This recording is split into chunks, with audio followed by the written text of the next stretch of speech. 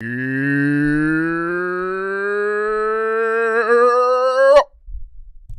we doing? Welcome back. Monday afternoon. We're doing this every single Monday around 2 p.m. Eastern time, so make sure you're subscribed, make sure you got notifications on, and make sure if you're not an Underdog, they hit you with a free play literally every single day. They got them for 3 different Sundays, the 1 p.m., the 4 p.m., the Sunday Night Football slate, the Monday Night Football slate, the Thursday Night Football slate. It doesn't matter when you sign up. If you're a first-time depositor and you use our code BDGE, they're going to give you an absolutely free play. At the end of this video, we're going to be recapping every single game in Week 8. There were no buys, so this is going to be a long video. Everybody just sit back, tuck your shirt in.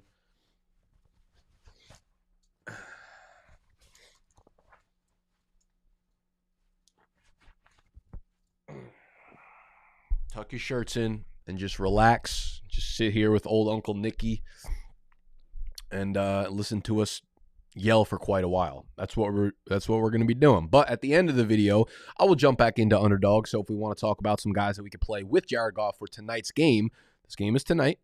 Detroit versus Las Vegas. We'll hit some other Underdog props in that one. How's everybody doing? We had some brutal injuries this week. We had no bye weeks, which is kind of weird, right? Because we're in the midst of the season. You kind of think once they start going, they just get rolling. We're looking at next week. The bye weeks are the Broncos, the Lions, the 49ers, and the Jags. So we've got 4 teams on bye. That becomes problematic. Those are some good teams right there. Those are a lot of good players, okay? What else? Did we have any, housekeeping things? I feel like I had 1 or 2 things that I wanted to talk about at the beginning of the video, but I can't quite remember. There's a lot of injuries. We'll talk about all the injuries. We'll talk about all the fantasy takeaways. We will talk about everything in between, okay?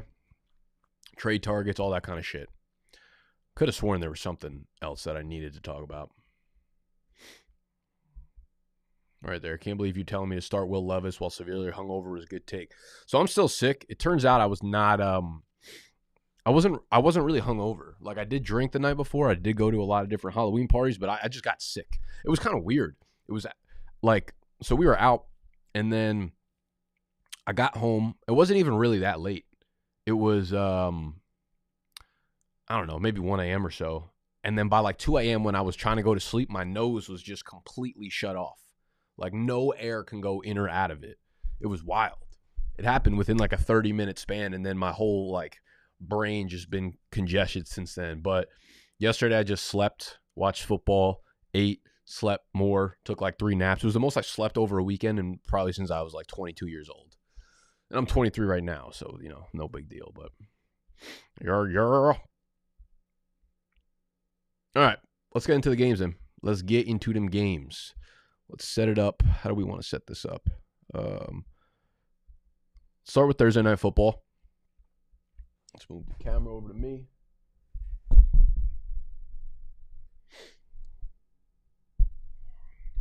Bang! All right, so we'll start with Thursday Night Football. We had the Bucs and the Bills, and I think, listen, with all these games, I'm just going through the biggest takeaways for fantasy. I don't want to touch on every player if they're not necessarily relevant. So I think the biggest takeaways were on the Bills side of the things. We had Dawson Knox miss his first game, and now we're asking, man, what's going to happen with Dalton Kincaid? Dalton Kincaid, 5 for 65 and a touchdown, right? So he follows his game up. He follows the big first game up with this game, and now he's looking like an absolute snack in every fantasy lineup, as we thought he would be preseason. It took us to get Dawson Knox off the field to be that dude. Now, the other big takeaway here, I'm starting to I drop waiver wire rankings every Tuesday, right? They go live at 12 p.m. Eastern time. You can only get them if you are a Big Dog member. So you go over to bdge.co and you sign up to be a Big Dog member, and I have waiver wire rankings for every position, flex, quarterback, defense, all that kind of shit.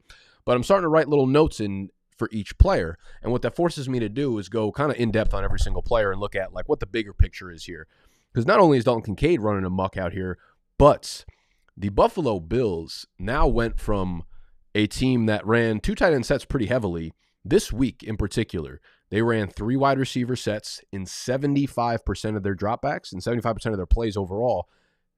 And 12 personnel, which is 2 tight ends. 12 personnel is 2 tight ends, 2 wide receivers, 1 running back. 12 personnel, 0 times. 0 times.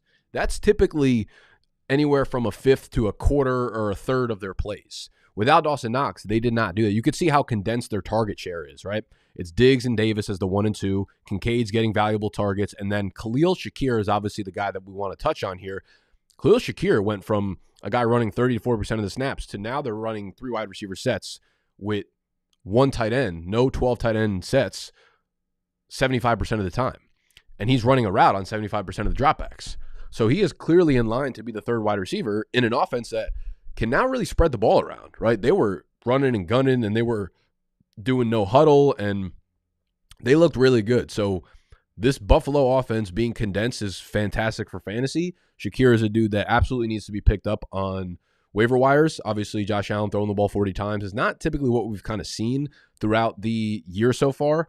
You see the splits there. He threw the ball 40 times, and then running backs carry the ball 19 times in total. That's not usually what we get from Buffalo, and those types of passing attempts tend to inflate the target numbers of the receivers. Diggs' targets are going to stay. Gabe Davis is going to have games where he has 4 targets. Obviously, this was a big game for him. Shakir caught all 6, so very efficient, but that should earn him more play time. You're starting Kincaid, no doubt. You're starting Diggs. Davis is a good start week in and week out because of the upside he brings. Shakir is a dude that for sure should be rostered. And then, of course, we would be remiss not to mention old Uncle Lenny. There was news that broke about 20 minutes ago that Leonard Fournette just signed with the Buffalo Bills. He's getting put on their practice squad. He will eventually work his way up to the active roster, I'm assuming. Now, I think this is like a little bit of a combination of Damian Harris obviously being on the IR. They want someone to share the carries with Latavius Murray because Latavius Murray, listen, as cool as he's been, as a little ad he's been for like Buffalo, guys like that don't have a long leash. Like Latavius Murray's been cool, right? But then you see this game where he goes 5 for 7, 1.4 yards per carry, and they're like, all right, we probably need a different dimension to our running game. We don't want to give James Cook 20 carries. We want to split that with somebody else, but we need that other person to be efficient. And they were hoping it was going to be Damian Harris. Now they're hoping it's Leonard Fournette.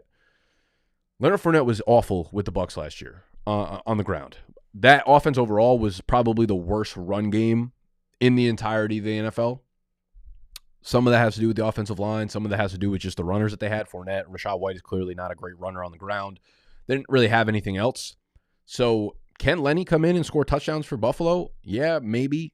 Will he ever get more than like 10 touches in a game? Doubtful. Like James Cook has been perfect for what they've wanted him to be.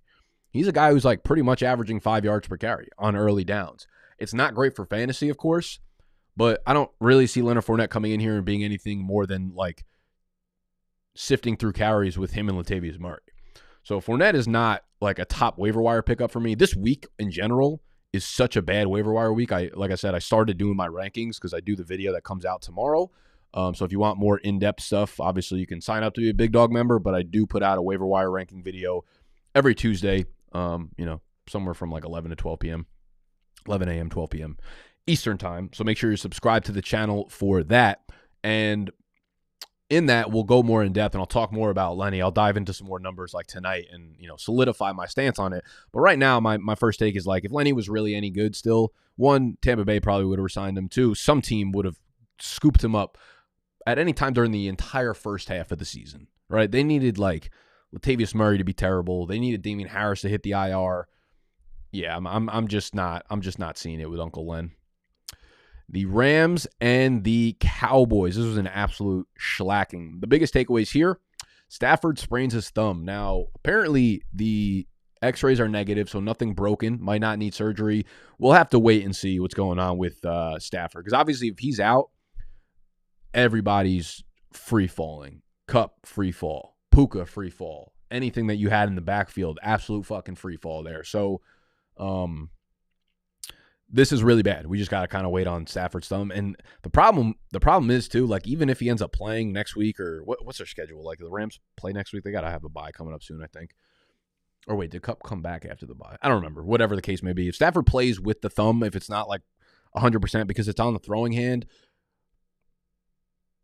I feel like we're probably going to see some bad games, and then we're going to continue to blame it on the thumb, and like we should have known better already. So it's problematic. The backfield right now, Darrell Henderson obviously made more explosive plays for the most part. He had 3 for 54 in the passing game, but they're in a split, and the problem comes when they got into the goal line. This is something I was saying, like I wanted Henderson more, but we never know like who is going to be the one to get the goal line carry. You're looking at like Kyron Williams' role, but split between 2 people and not knowing who's going to get the goal line carry. Royce Freeman was the guy who got it this week, ended up scoring the touchdown, and now you're behind maybe not Matt Stafford.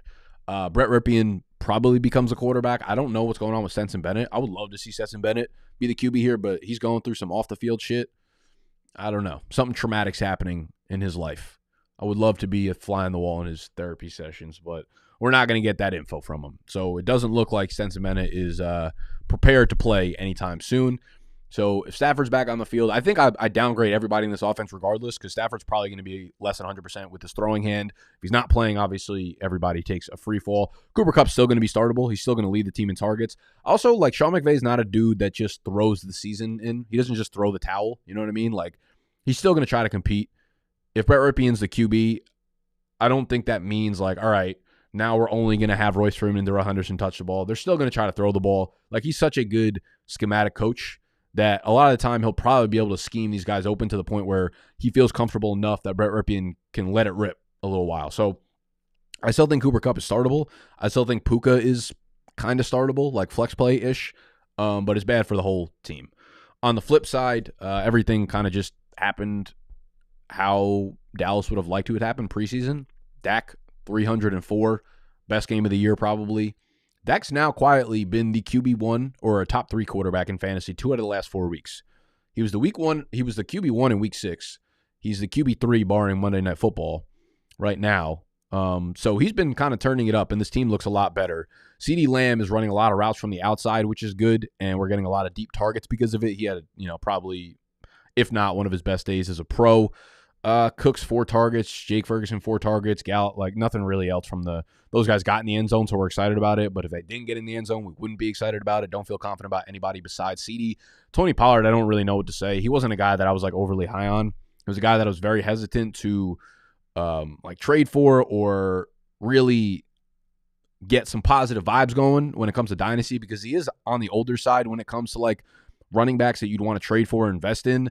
And I said if he has like somewhat of a down season, like there's no way Dallas is going to give him a fat contract extension. So he's kind of in flux right now. He's not performing well. They're not using him in a great role. Like they're not getting him targets. He has not been making any sort of explosive plays. So right now, like I think you keep starting him just because any given week you're going to sit him in the week that he has like 150 yards and 2 touchdowns. But there are definitely a lot of better options than Tony P right now.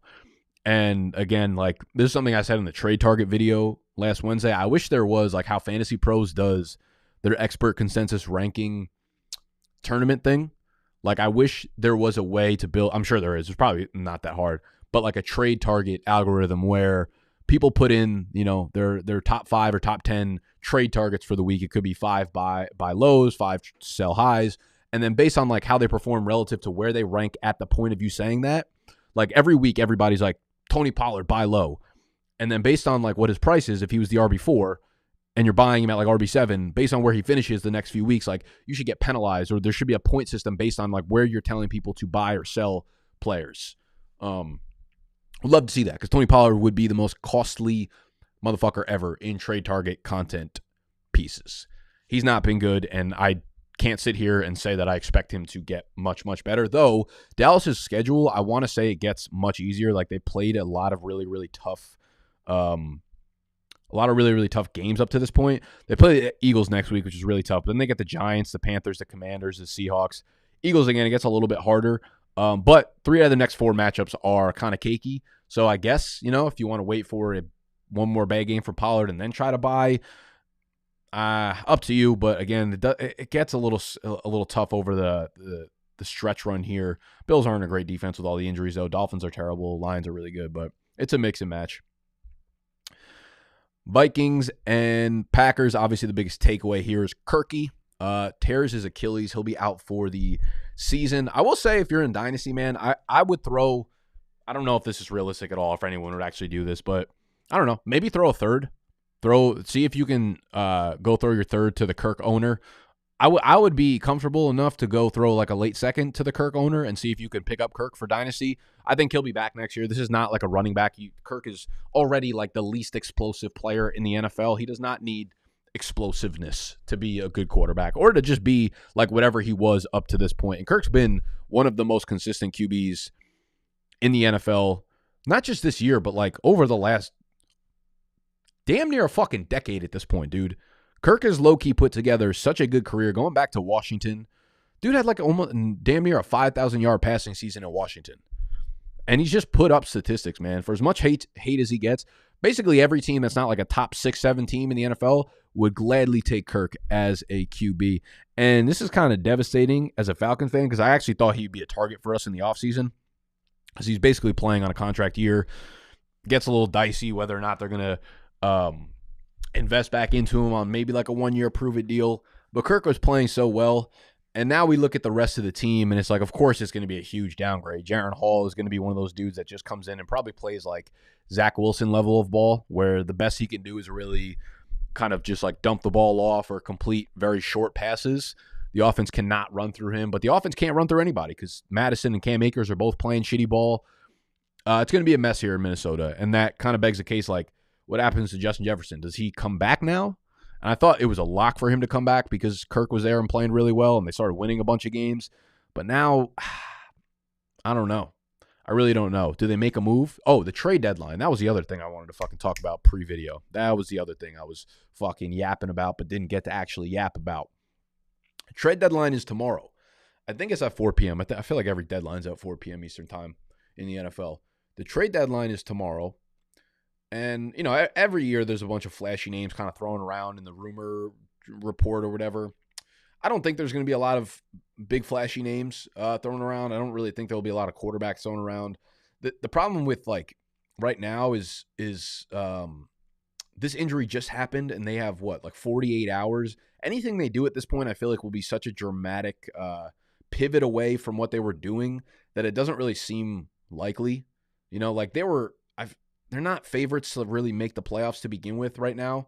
If they had to rebuild and like trade for a QB, I think all that's way more speculation than anything based in reality. I don't think there's going to be a lot of running backs move. Like Derrick Henry's not going to move. Saquon's not going to move. I don't know. We'll see some defensive players probably move. Maybe we'll see one of the Broncos wide receivers move. Judy or Sutton. I'm hoping the Falcons pick up Montez Sweat from Washington now that Grady Jarrett's out for the year. Those feel like probably the biggest moves. This doesn't really feel like a very splashy trade deadline, despite some of the names being thrown around. So it's not good in Minnesota, man. It's a big hit to everybody that's been playing well. Osborne, Hawkinson, Addison, all guys that have been really, really solid fantasy producers for you. It gets ugly very, very quick. On the flip side, man, I don't really know what to say about Jordan Love, but he's played poorly. This team's played poorly. Do I want to give up on him yet? Not really, man. I really don't. I think the situation it was fun and flashy to look at from the outside, but at the end of the day, you have your best offensive player in Aaron Jones pretty much hurt for the entirety of the year. Like I said on Saturday's sit start show, I was very hesitant to play him because they clearly said he was less than 100%. Even being off the injury report, that was something that Matt LaFleur came out and said. He was like, yeah, they're still less than 100%. And we're going to treat him as such. So this kind of split of 7 carries to 6 and not being super involved in the passing game or not seeing anything explosive. He still looks fine, but they're not using him the way that we like Aaron Jones. So you have your best player who's clearly limited, missed already half the season.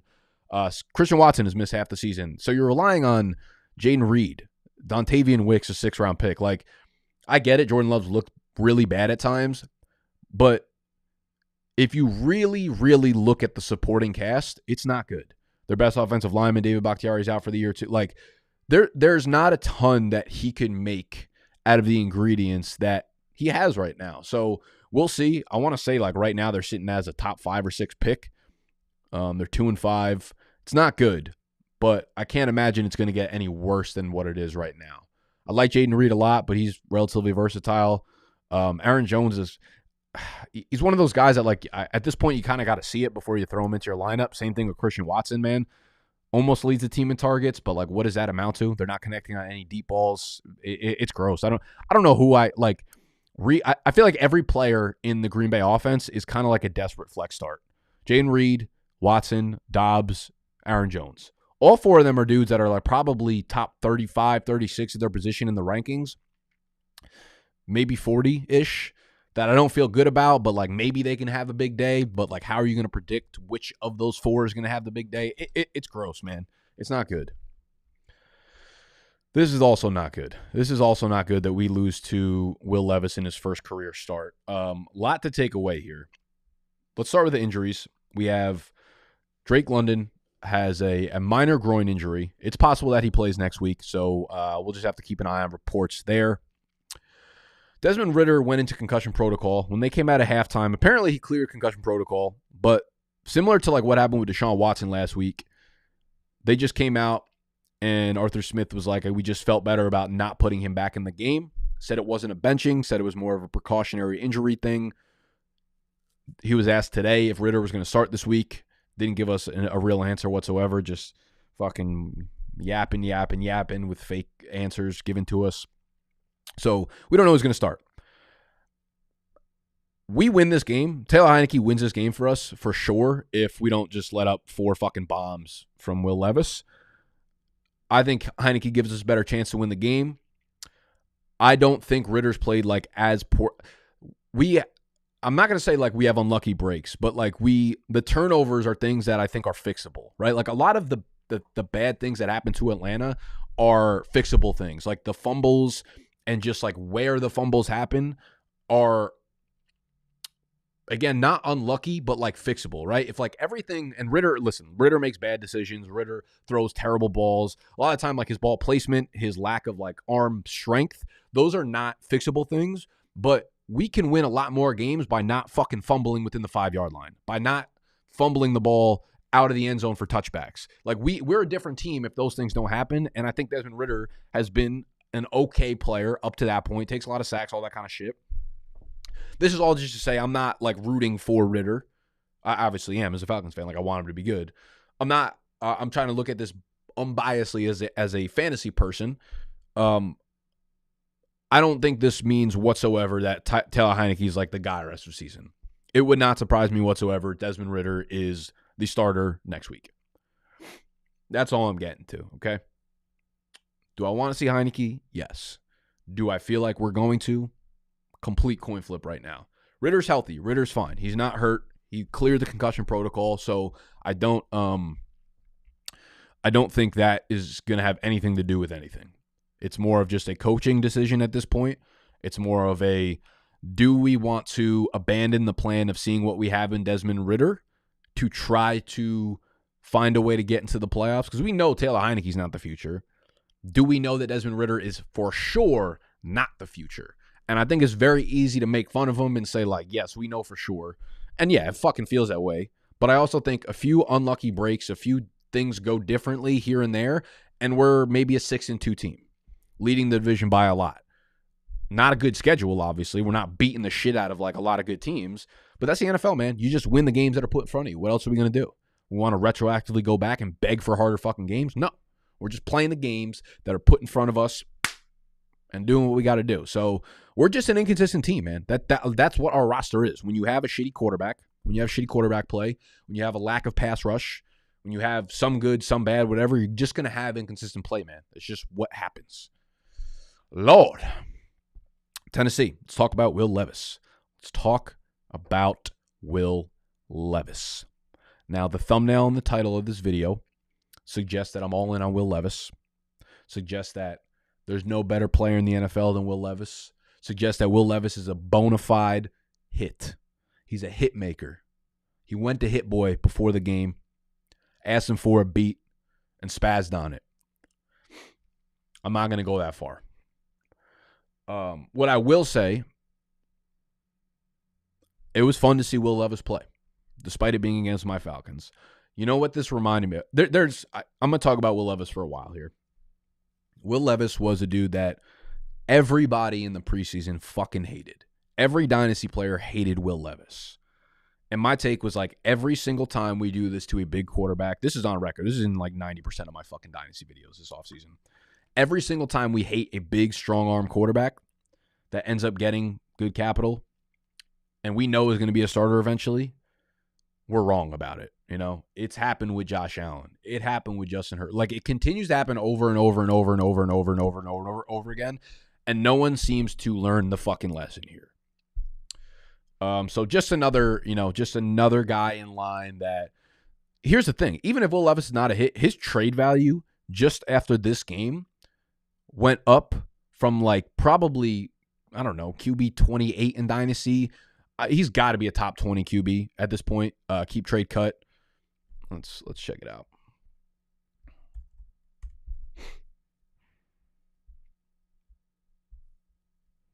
It might take a minute to like reprocess the rankings.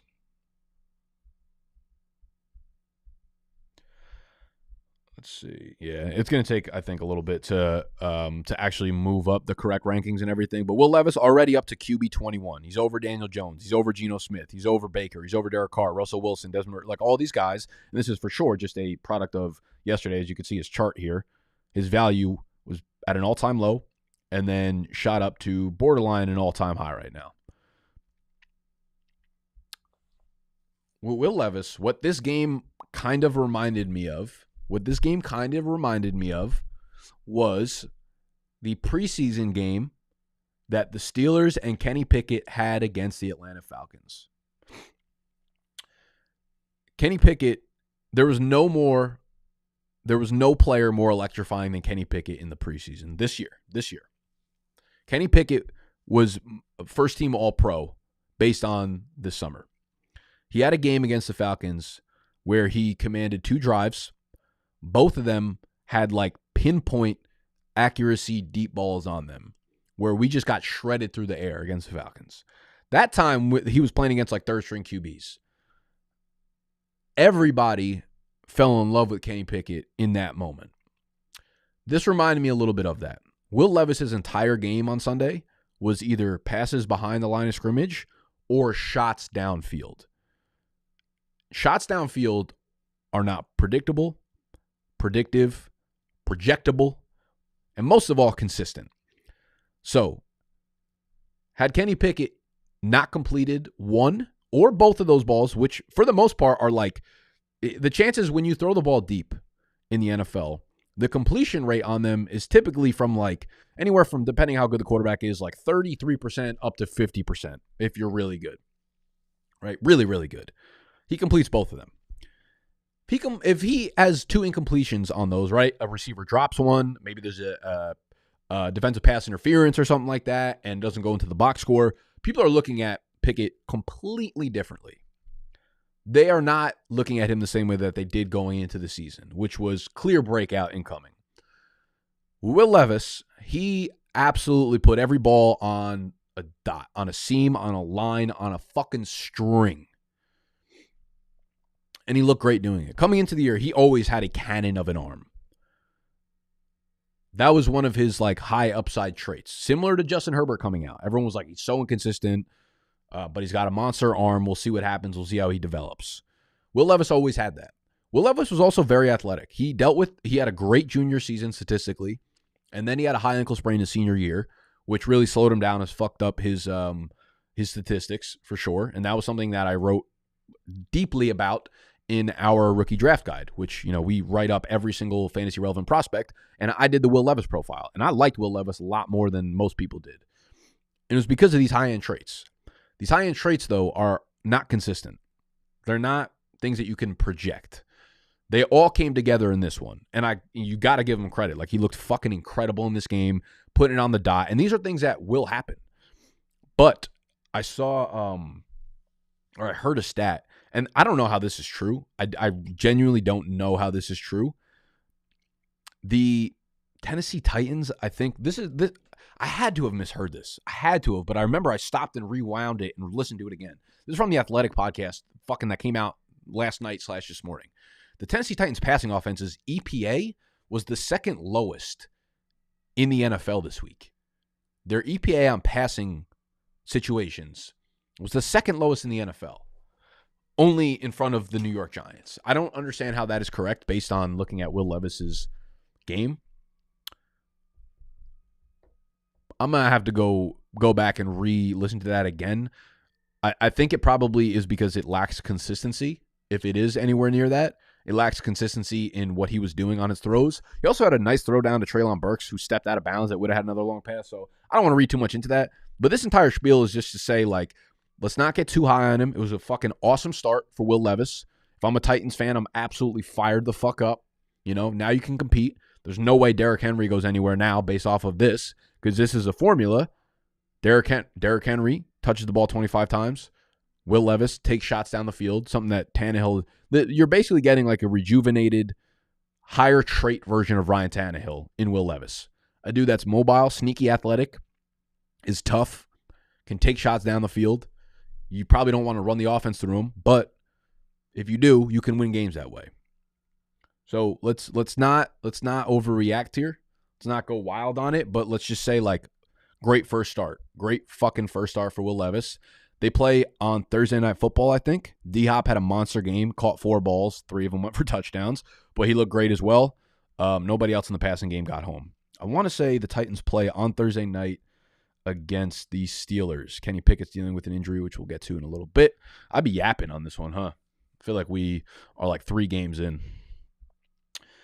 The Saints, biggest takeaway, Derek Carr kind of pops off again. Taysom Hill is you know, there's nothing more I can really say here about Taysom Hill. He's been kind of like a must-start tight end, I feel like, for weeks in a row now. Guy just gets it done one way or another. 44 yards passing, 63 yards on the ground, 2 touchdowns, catches the ball for 14 yards. He just gets it how he lives it, man. There will never be any sort of predictability of how he gets it done, but he continues to get it done because his touches come in really valuable parts of the field. And he's very much a real part of this offense. Even with Juwan Johnson returned, Foster Moreau is playing. Like, Taysom Hill is very much here to stay. So if he's available on your wire, of course he needs to be picked up. Kamara has another monster game.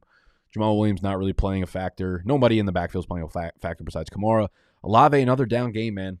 Leads the team in targets, but not connecting on anything deep, not involved in the red zone. It's definitely time to worry. Yeah, for sure. It's definitely time to worry. He's just not getting it done. He's not getting it done anywhere near to the level of where he was drafted.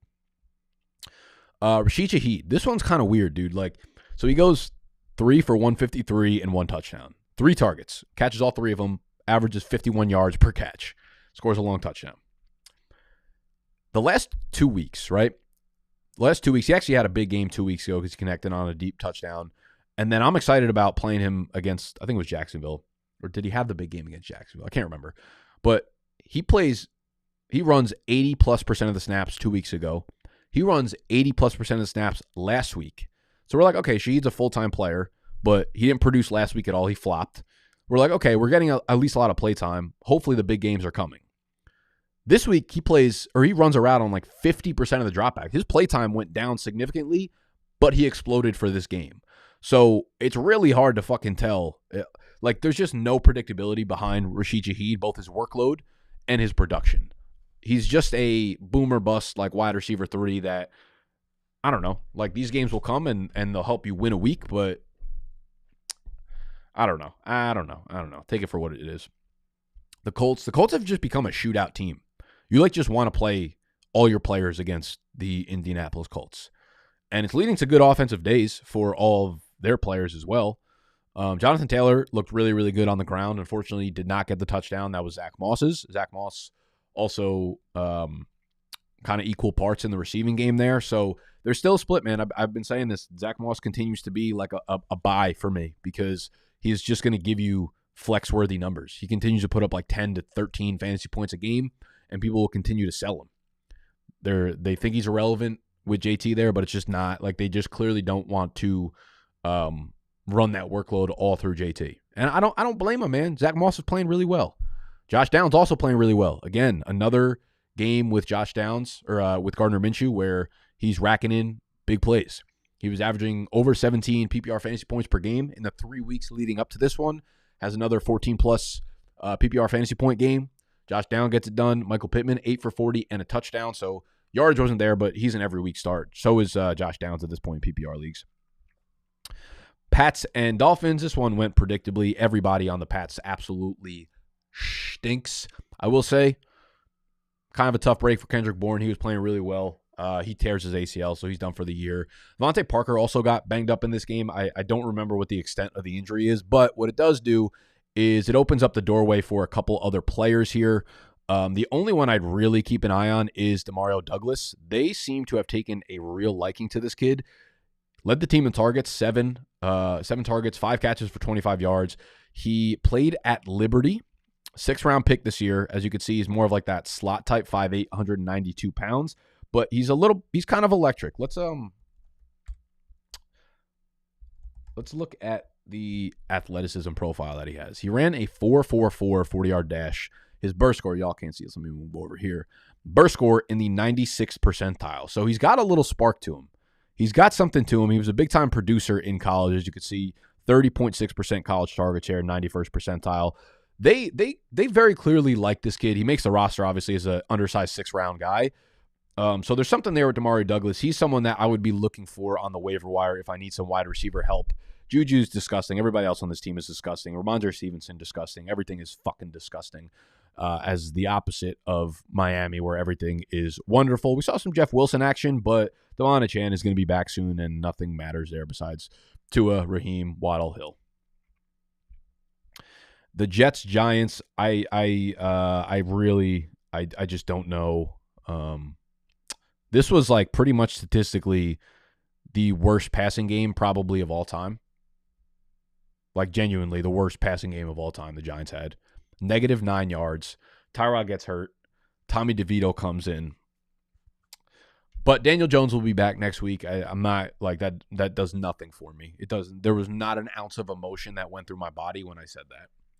Saquon Barkley had damn near 40 fucking touches. He had 41 opportunities. He only caught 3 balls of the 5 targets, so he had 39 touches. You're only playing Saquon Barkley. Darren Waller also re-pulled his hamstring, so he's going to be out multiple weeks most likely. That shot right there. Maybe Daniel Bellinger. Daniel Bellinger and Daniel Jones had a little bit of chemistry last year at some point before Daniel Bellinger's eyeball basically popped out. So maybe in super deep leagues, tight end premium leagues, whatever, Danny B. Dynasty League is available on the waiver wire, some shit like that. But nothing else really to be said there. On the Jets side, you're starting Breece Hall as a high-end RB1 every single week. Garrett Wilson gets it done, 7 for 100 on 13 targets. That's it. You start Breece Hall, you start Garrett Wilson, that's it. Jaguars, Steelers. Jags just looking like one of the best teams in the NFL, thanks to Travis Etienne for the most part. Tank Bigsby low-key might be having like one of, if not the worst running back season in the NFL. This dude looks bad every time he plays. He can't hold on to the fucking ball. He can't catch balls. He fumbles everything. He can't run for more than like 2 yards a pop. He stinks, and it's led to Travis Etienne just taking over the NFL. $150 from scrimmage, another touchdown. This guy is just a scoring machine. He's been so fucking good. He is like clearly by far and away the RB2 behind Christian McCaffrey this year. So if you have Etienne, there are definitely teams that have both Christian McCaffrey and Etienne, and y'all are eating. The rest of the receiver room is kind of eating out there in Jacksonville. Ingram, 10 for 88. Ridley had a little bit of a bounce-back game. Christian Kirk kind of flopped, but we kind of saw that coming. We were high on Ridley going into the week just based on the way that Pittsburgh plays defense, so nothing really to take away here. Takeaways for the Steelers. Kenny Pickett hurts himself a little bit. He's got a rib contusion, I think. They play on Thursday night, so can't rule him out, but it is probably unlikely he plays. Trubisky comes in, throws 2 picks. It doesn't really matter at this point in the passing game. Deontay Johnson gets targeted at an insane rate. Again, this is something I've said for 2 weeks, but I'm super, super comfortable playing Deontay Johnson every single week. George Pickens is a wide receiver 3-ish. He'll have big games or big plays, etc. But the nature of this offense is just so inconsistent that Deontay Johnson, who gets target around the line of scrimmage, is kind of the only guy you could trust. The running backs are disgusting as well. Eagles and the Commandos. Eagles had a huge game. Swift had a good game, got into the end zone. A.J. Brown had a monster game. Devonta Smith had a nice little bounce-back game. Nothing really to talk about on the Philly side, I don't think. On the Washington side, there are some takeaways here. So Sam Howell, 397 and 4 touchdowns. That's a wild stat line for him. But that's kind of what he's been doing, man. I looked at the stats today. He is the wide receiver 8 or the quarterback 8 right now in fantasy. Sam Howell is the quarterback 8 in fantasy right now, ahead of a lot of your favorite quarterbacks. It's crazy because all offseason, like my best ball strategy was I'm getting a quarterback in round 3. I'm getting Mahomes, Allen, or Hurts. Like I want one of those guys on my team. Those are the top 3 quarterbacks consensus-wise. And right now in fantasy, those are the top 3 quarterbacks. Mahomes, Allen, Hurts. I forget what order. I think it's Allen, Hurts, Mahomes. Maybe. I don't know. They are the QB 1, 2, and 3 in fantasy. But behind them, we have not seen a ton of consistency, man. Sam Howell, the QB 8. He has bad games, but he has good games too. And we saw it today. Jahan Dotson had a little bit of a bounce back. I will say, like Dotson, Sam Howell threw the ball 52 times. 52 fucking times, which is wild. Dotson had 10 targets. So when you really look at that target share, that's less than 20%. I want to say that's like 17%. In games where Sam Howell throws the ball 33 times, that's like 4 or 5 targets for Dotson. This is not something I feel is predictable going forward. I will say, though, Curtis Samuel came into the game with like a foot injury and then left with a toe injury. Maybe they're the same thing. I don't know why they label him differently, but that's something to keep an eye on because if Curtis Samuel is out, he's been like a really, really sneaky big part of this offense. If he's out, that opens the door for other players. Like Jamison fucking Crowder came in here, went 7 for 95 and a touchdown. But what it does is, in my opinion, open the door more for guys like Jahan Dotson. But everybody kind of got home in the passing game. You had Dotson 8 for 108 and a touchdown. No, I don't trust him. Jamison Crowder 7 for 95 and a touchdown. That slot roll's nice in Washington. Terry McLaurin 5 for 63 and a touchdown. Beautiful touchdown grab from him. Logan Thomas got home 6 for 44 and a touchdown. So in games like this, yeah, like Howell's going to play well against defenses that aren't great versus the pass, which Philly isn't. They're great versus the run, but they're not great versus the pass. And Sam Howell can get it done in that conjecture, you know? So I'm not back in on Dotson. I loved him this summer, and then I fucking dropped him like 2 weeks ago in one of my leagues. I wonder if whoever picked him up, someone picked him up, and I was like, enjoy the fucking show. I wonder if he started him this week. That would be fucking heartbreaking. I need water. Water! BRB.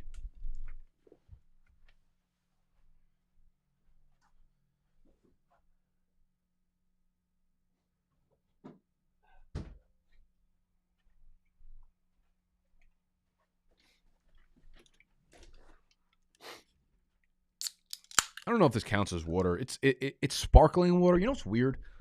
I've gotten totally. I never liked seltzer. Like I kind of hated seltzer actually my whole life, and then I started drinking LaCroix like 2 years ago, or maybe 2 years ago, a year ago, and I'm obsessed with them. But there's something in me that feels like they're fake water. Like I don't feel like I get hydrated from them at all. I feel like they fake hydrate me. Like, for instance, if I were to, when I wake up, the first thing I do, you hydrate before you caffeinate. The very first thing I do, straight up, every single day, is I chug a full water bottle. 16 ounces goes down my throat. Pause. It's the first thing I do. I hydrate. A lot of times, I'll grab a second water bottle. I won't chug it, but I'll start drinking it, right? I get hydrated immediately. Anytime I start downing water bottles, like, I know I'm fucking hydrated. I'm drinking water. Sometimes I drink like 3 or 4 of these in a row, and I swear I don't have to pee for like 2 hours, and my next piss is yellow. It's like I'm dehydrated. There's something in this shit. It's obviously some like artificial fake flavoring. Ingredients. Only carbonated water, comma, naturally essenced. That naturally essenced shit I feel like is a whole lot of fugazi. It feels like all this does is make my mouth wet. It doesn't actually hydrate me at all. I'm going to need a scientist to back that up and confirm that, please. But it is what it be, you know? The fuck was I talking about? The Texans-Panthers. What a terrible game. The backfield in Houston is just it's a tragedy, man. They're still split like 60-40. Pierce fucking got in for a touchdown that they somehow ruled a touchdown, and then these fucking replays that these guys do, and they say it every time when they're the announcers. They're like, they called this on the field. They have to have conclusive evidence, no doubt about it, convict beyond reasonable doubt in order to reverse it. And then there's never a camera angle that they show us with these fucking things when they reverse it.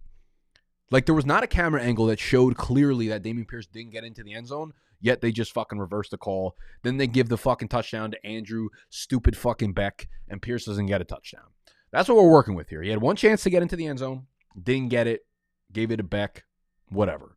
The backfield's a tragedy right now, and they're still being split 60-40 right now. Very hard to trust anyone there.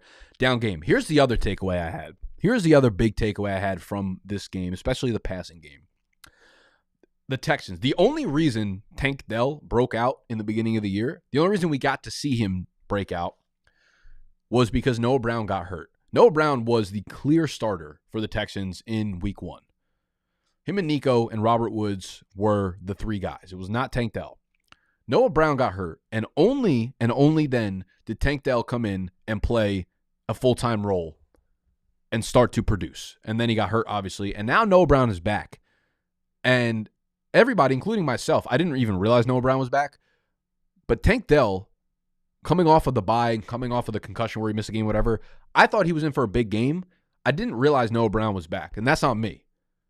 But they're very clearly in love with Noah Brown, which affects Tank Dell's snap numbers. I kind of want to look this up just to confirm what I'm saying is not nonsense, but I'm pretty sure I seen it with my own fucking eyes. Yeah, Robert was obviously out. Nico Collins, 81%.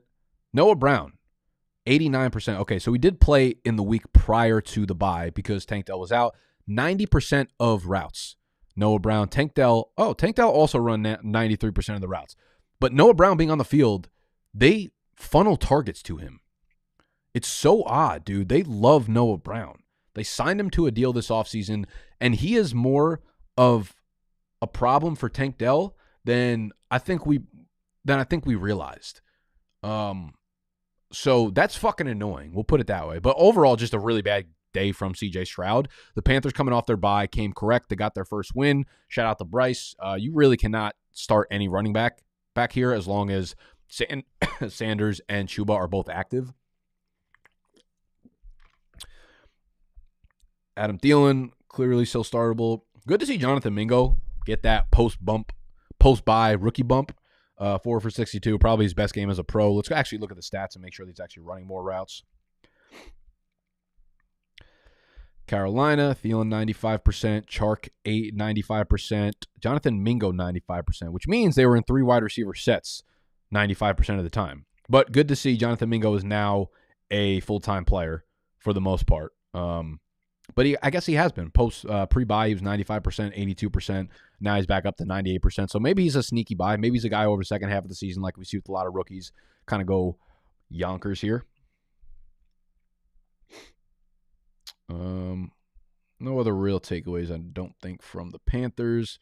Browns, Seahawks. Seahawks kind of lucky to sneak away with this game. Jerome Ford oddly played. I thought he was going to be out with like a high ankle sprain, but Kareem Hunt, Pierre Strong, Jerome Ford, those 3 guys, no one saw more than 36% of the snaps. No one saw fewer than 31% of the snaps. Kareem Hunt still seems to be the guy to own here, but as Jerome Ford gets more healthy, does that snap split kind of flip backwards in favor of Ford? They're using all 3 of them, which makes it really difficult, but Kareem Hunt does seem to be the preferred goal line back and the guy who's just, I think he scored like 5 touchdowns over the last 3 or 4 games. So he's the guy I want in my fantasy lineup until we see otherwise. Maybe Deshaun Watson's back next week. I don't fucking know, dude. I think they play the Cardinals, so that would be a good game to get right and get Deshaun Watson back. But clearly the shoulder injury is a little bit more serious than we knew about and that they're letting on. So, yeah. On the flip side, Geno played, a little sporadic, but he made some great plays. He made some boneheaded plays. Everybody in the passing game ate a little bit. Lockett 8 for 81, touchdown. Nice to see him have a bounce-back game. Again, this is just kind of what you get from this passing game. You have Lockett games. You have Metcalf games.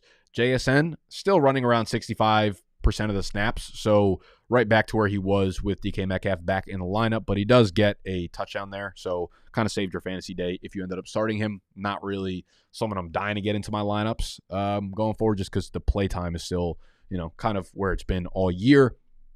Backfield was a little bit weird. Zach Charbonnet did take over the full-time passing role in 3rd and 4th down situations. I think a lot of this split, Kenneth Walker 8 for 66 on the ground, Charbonnet 5 for 53, played a lot into the fourth quarter. I think a lot of it had to do with just that like midweek calf injury that popped up for Kenneth Walker. So they kind of limited his snaps a little bit in this one. I do not expect this to be a full-blown committee going forward. I still think it's going to be very similar to like what we had in the beginning of the year where it was Kenneth Walker's backfield and Zach Charbonnet is just a very good breather back. He had 5 carries, guys. Let's not get fucking, no pun intended, carried away here. Chiefs Broncos. I don't know. I'm just throwing this one out for the Chiefs. Like, we can say all the things about Mahomes had the flu. He's also playing at altitude. He's playing in tough weather. Yeah, say all those things if you want. I think Rashee Rice still seeing 5 targets, more than any other wide receiver, 4 for 56 with the return of Justin Watson. This was one of my concerns. I talked about it a lot again on the Sis Start show on Saturday, was like Rashee Rice kind of held back a little bit just because when all these guys are healthy again, I didn't expect to see Justin Watson this soon. The target list starts to get more or less funneled and less condensed. Now you're seeing all these guys. What do we have? Fucking 15 players have targets in this game. That's what the Chiefs offense is. But I still think they really, really want Rashee Rice to be the guy here in the receiver core. On the flip side, Javonte Williams, man. Javonte Williams, 30 touches. They are buying into the fact that he is now their workhorse. Again, we're not going to see many game scripts like this where the Broncos are, winning and just being able to kind of like pound the clock away. But if you just look at the share of touches, obviously Javonte Williams, 27 touches, 27 carries. Jaleel McLaughlin, just 4 carries. Javonte had the most targets in the backfield. He seems to be top 15. Really nice, like running back 2 going forward. As he gets, as the weeks go by, he's getting more and more removed from the ACL tear. He's still not efficient whatsoever. They're giving him a lot of work, but he's not explosive. As you can see, 3.1 yards per carry. But the volume is going to be there. And their defense has been way fucking better over the last month or so than it was. I mean, couldn't have gotten any worse, obviously, but they're starting to round into shape. Like 9 points, 17 points, 19 points, 31's not good, obviously. But, I mean, beginning of the year, letting up 35, 70, of course. Broncos are starting to get into shape a little bit. We'll see. Obviously, the trade deadline, again, is tomorrow. We've heard nothing but rumors about Judy and Sutton getting moved. Who do we want to stash? Like, everyone, their mother is saying Marvin Mims. But here's the thing, like, Marvin Mims is still playing the exact number. I don't know if he plays above Brandon Johnson and Lil Jordan Humphrey. I also think as a community, we really haven't talked enough about how insane the name Lil Jordan Humphrey is.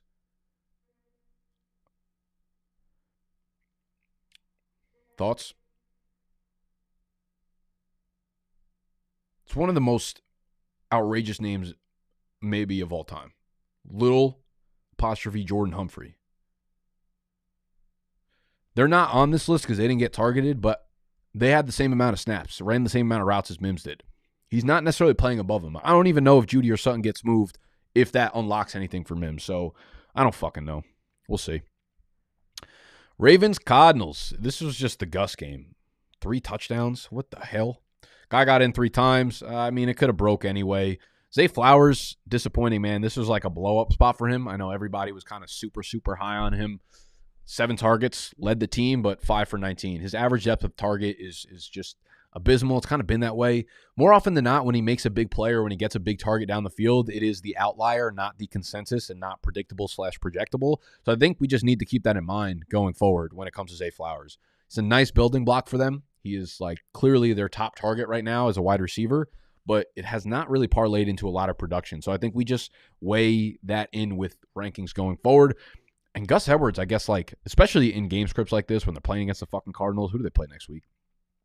They play the Seahawks. Seahawks have actually been pretty damn good run defense. They play the Browns. That's a good run defense as well. So I'll be lower on Gus, but I think he just gets so many goal line opportunities at this point that he's like a back-end RB2 for more often than not. On the flip side, Cardinals, they play the Browns. They came out and said that Kyler Murray would not be the starter next week, that Josh Dobbs would be the starter for week 9. I think that's a smart move. Give him one more week, and then they get a much softer matchup at home in week 10. So let Josh Dobbs play against the Cleveland Browns. Mari DeMarcado, again, gets a absolute workhorse role. Guy has 21 fucking useless touches in this game once again. I think next week is the last week that James Conner will be on the IR for. I think he's missed 3 games up to this point. Next week will be the 4th game. So, again, like, DeMarcado's not really doing anything besides giving you 85 useless yards. Cool, I guess, but it is what it is. The big takeaway here is fucking Trey McBrizzy. Finally, breakout game. Zach Ertz goes on the IR. Goes on the injured reserve. And I think, like, anybody with a brain, anybody with eyeballs was kind of hoping this would be the case all season, that McBride would just be the guy. I got a lot of McBride in Dynasty. Got a decent amount of him in best ball. 14 targets, leads the team by far. 10 catches, 95 yards, and a touchdown. Again, he was the first tight end picked in his class. He was the Mackey Award winner. Best tight end in all of college football before he came out. This guy can play ball, man. He is, without a doubt, well, I guess depending on like how your waiver wire went last week, obviously Kincaid got picked up. I'm going to assume Taysom Hill got picked up. But I don't know. People in Discord were talking about how like Taysom Hill is available in their league. So both of them are top tier, top priority pickups this week for sure. Also, speaking on the Discord, free to join. Link down below. If you are a Big Dog member, again, on BDGE.co, where the waiver wire rankings will come out next week, there's a private channel within Discord called the Big Dog Chat, where we talk more in depth about these things. But Trey McBride, excited to see what happens when Kyler's back, man. Like, Michael Wilson, again, sneaky, just like compiling stats, not really doing anything huge. But he's running 95% of the routes. He is a very, very much full-time player. I'm excited to see McBride, Wilson, and Brown when Kyler Murray is back under center. Bengals, Niners. I just want to first put out, like, I know Brock Purdy played relatively. He made some bad decisions. He made some bad plays, but for the most part, he played fine. He played fucking fine. He made some great plays. He made some awesome plays. And then also on this note, when I was saying with like Will Levis before, and the EPA of the passing offense for the Titans was surprisingly underwhelming, the EPA of the 49ers offense in this one was the 4th highest performance of any team this entire season. So a lot of the score outcome of this game was predicated on the fact that the turnovers that they had, the boneheaded plays that Purdy made, came in the wrong part of the field. Otherwise, he's fine. Darnold's not playing over him. I just don't understand the hard-on that everybody has for Sam Darnold. Like, he was Zach Wilson before Zach Wilson. He was awful for the Jets. He was the same guy that was seeing ghosts. He was the joke of the league. And now, like, we think he's like a Hall of Fame player. It just the Sam Darnold story arc makes no fucking sense to me. It never will. But Debo is out again, so everything got kind of condensed to Kittle, Ayuk, and C-Mac. That's, nothing to take away there. On the flip side, Joe Burrow looks so good. He's fully fucking back, obviously. They ran plays under center, the highest rate that they have all year. They were running play action plays under center at the highest rate they were all year. That was something that they could not do prior. As you can see, Joe Burrow right here, 6 for 43 on the ground. Dude was running. Dude was moving. Dude made a statement saying, my calf is fucking fine. Stop talking about my body parts. Stop talking about below the waist. If you're going to talk about me below the waist, don't talk about my calf. Talk about something else. That's what Joe Burrow came out and said. Jamar Chase, 10 for 100 and a tuggy. T. Higgins, 5 for 69. Good to see a little bit of a bounce-back game. He was another one that I was a little bit skeptical putting into a lot of lineups. And he didn't have a major day. Like, if you were in half PPR, it gave you like 9 points. Full PPR, nearly 12. So, relatively good. T. Higgins, I was just still concerned if he was healthy or not. But the entire Cincinnati team looked great in this one. And they feel like they are fully back to form. Joe Burrow is fully healthy. 4-3 on the season. Let's look at the schedule coming up. They got the Bills. Ooh, primetime game. Next week's games are fucking fantastic, man. They got a pretty tough schedule, though. Bills, that can go either way. Texans, they should win. At Ravens, that's tough. Home versus Steelers, they should win. At Jacksonville's really tough. But then they can go on a little bit of a run here. Indy, Minnesota, Pittsburgh. Then they play at Kansas City versus Cleveland. They got a tough schedule, but they're a tough team, obviously. So should be fun to see how they finish down the stretch. Chicago versus the Chargers. The Chargers walk away with a 30-13 victory. This was one of Herbert's better games, but again, it comes against the Chicago defense. Like, everybody fucking relax. the Chicago Bears just let up an insane number of targets and receptions to the running back position. And just like, they don't necessarily, they're not really built right now to let up big explosive plays. So whoever plays them, who they play next? They play this, oh my God. Alvin Kamara might catch 15 passes next week. Whatever his reception line is on Underdog, I'm already telling you, higher. Whatever it is, higher. 4.5, higher. 6.5, higher. 42.5, fucking higher. Disappointing kind of backfield performance here. Roschon makes his return, but it's not really involved. 6 carries for 21 yards. He does get 4 targets, but doesn't really turn it into anything. The backfield was completely split between Deonta Foreman, Roschon Johnson, Darrynton Evans. Darrynton Evans was the one who got the touchdown, but they all had between 30 and 35% of the snaps, so it's extremely unclear who we can rely on, despite Deonta Foreman going fucking nuts the last few weeks. Right now, you can't really start any of those guys because they do play, again, the Saints, and they have a very tough run defense. Cole Kmet, nice game, 10 for 79. DJ Moore, 4 for 55. This is like the prototypical DJ Moore game when Tyson Bagent is out there. He had 2 interceptions. It's possible that Justin Fields plays next week. He's still recovering, so we don't really have word on that yet. On the flip side, Quentin Johnson was kind of forced into a nice role. He looked a little bit better, starting to get a little bit more comfortable. So good to see there. Austin Eckler, huge bounce back game, obviously. Went for nearly $130 from scrimmage, touchdown. Much of that through the air, of course. Not a lot of success on the ground, but that's why you pick Austin Eckler, for him to fucking get it done through the air.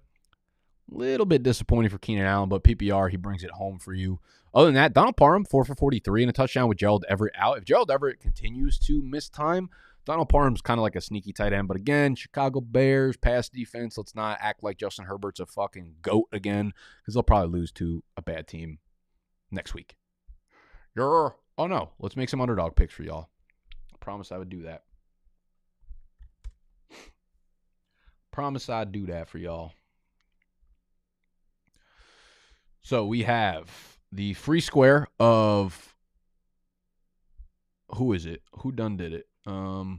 Jared Goff tonight. Again, if you are a new member to Underdog Fantasy, if you have never signed up before, please head over to UnderdogFantasy.com. Download the app. The link down below in the description will take you directly to your app store, regardless of what type of fucking phone that you are on. Use promo code BDGE when you sign up, and they will double. They'll double whatever you deposit, first of all. So if you deposit 10, you'll have 20. They do it all the way up to $500. So if you deposit $500, you'll have $1,000 in your account to play with, and then they give you a free square. Absolute bankable money right there. Jared Goff over 0.5 yards tonight against the Raiders. Let's see who else we've got in terms of squares that we like for the NFL.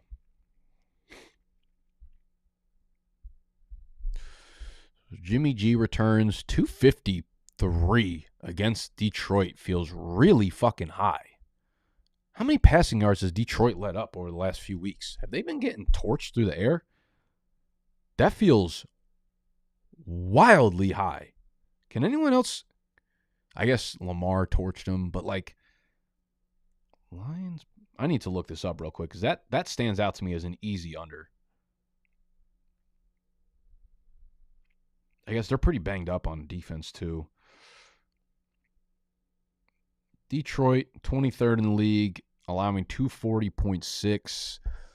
I don't know, man. At Detroit, I'm taking the lower here. That just feels like the first one that kind of yells off to me. 253 point. That's too high. That's too high for Jimmy G. What's he been doing? Yeah, I'm about that right there. Josh Jacobs, 3 receptions. I like the more on that as well, but, we'll take one because we have Jared Goff, so we have to pick a Vegas player. Jacoby Myers is a guy that I feel like he's easy money more often than not. They now moved him up to 5 receptions. I feel like normally he's at 4.5, and he typically hits that number, but he typically hits it regardless. So they have Jimmy G projected for a lot of let me move this over, actually. They have Jimmy G projected for a lot of throwing opportunities, obviously, and Jacoby Myers is like a smash fucking play every week. So I'm going to go higher on Jacoby Myers. Oh, you moved it down in the middle, you sons of bitches. Michael Mayer. I kind of like Michael Mayer, too. Now he's like, everyone was really hyped about him 2 weeks ago, and then he had a bust week. But Detroit actually lets up a shitload of points and production to the tight end position. But maybe I shouldn't do all this correlation of like, I don't like Jimmy G to have a huge day, but I'm taking all of the overs on the Raiders passing numbers. It's not very smart. Let's look at Detroit. Gibbs. They have Gibbs at 103.5 total yards. That feels so high. I get it. Trust me, I get it. Oh, man. I'm going lower. I'm going that. I don't feel good about it, but like that just feels too high to begin with. Like, he can have a good game and go way under that. The only line they have for Craig Reynolds is the touchdown at 1.75. That's ridiculous. Jameson Williams, Sam Laporta. Ooh, I like Sam Laporta over 4 receptions too. That feels kind of good. Josh Reynolds over 2.5. That feels sexy as well. Fuck it. Let's rip this slip right here. Let's rip this. Throw a 50 spot on it for $1,000. Oh, we hitting this for sure. Should we put some insurance? I never do the insurance. You guys bet insurance when you do these? It's like you're allowed to miss on one of them, but you get paid out way less, obviously. I'm going regular. Fuck it. We ball. I'm throwing a 50 spot on this slip right here. Jimmy G, Jacoby, Jameer, Laporta, Josh, Reynolds-Steen.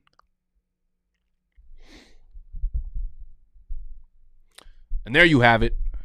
That is the Week 8 game-by-game recap. I hope y'all enjoyed. Make sure you're subscribed to the channel if you're new here. Make sure you are turning the notifications on because we will be going live multiple times per week. We also have videos going live every single day, so the notifications let you know when we drop those videos. Tomorrow will be the waiver wire video. That goes live around noon Eastern time, but you can also just get the rankings for waiver wire at noon Eastern time. BDGE.co. BDGE, put a little period there, .co. Sign up to be a Big Dog member. Get access to our waiver wire rankings, our weekly rankings, our private Q and Assault live stream every Saturday to help y'all with your sit starts, and the private Discord channel. I'm out of here. I love y'all. See you tomorrow. Yeah.